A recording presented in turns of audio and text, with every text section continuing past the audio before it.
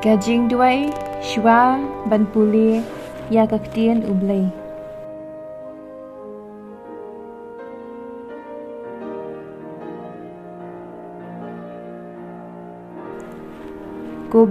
ba imsngi, tu pensle yanga, da siem bakut jang mi.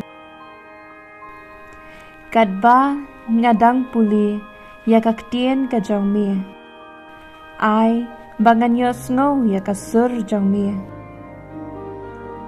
Kaba pasyaw ha ka siem janga. Ai yanga ka jing start ban so thu ya ka khubor ba mi ai yanga. Ai baga ktien ka jang mi, kan long ka jing kemen ya ka danut janga. Bat ka syarak ya ki chat janga.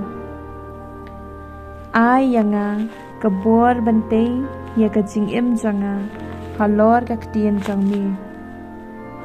Tu ai ba ki e baro kin long hanga kat kum ka ktien jang mi. Pen kemen yanga habang ayos ngo ya ka ktien jang mi. Bat bangan ri kendong ya ka. Keren ko try nga ka syakri jang mi ngap. Kublei shibun Jisu ya ro ya mi Jisu. Gospel kat kum Lukas kalenong baar fuwei kat khot balai busa hadu lai pun riu.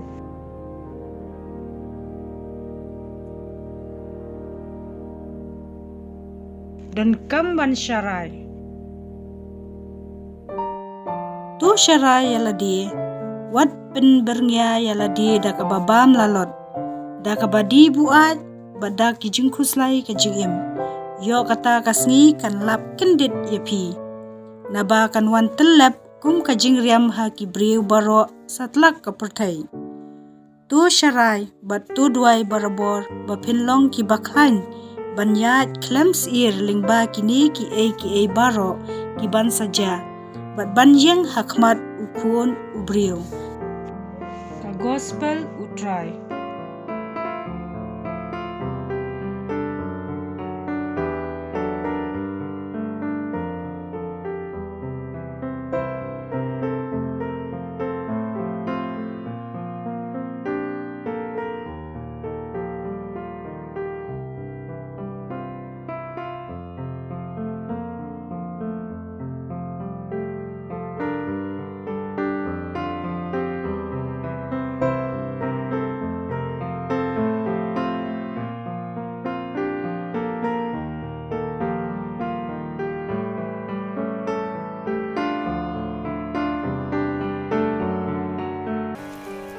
Be careful, or your hearts will be weighed down with carousing, drunkenness, and the anxieties of life. And that day will close on you suddenly like a trap.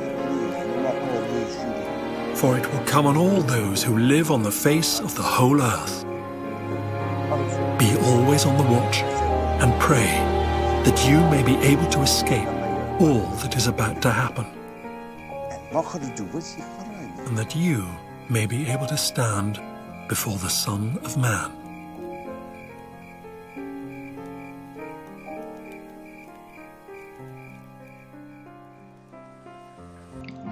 Jingiro yami kukris.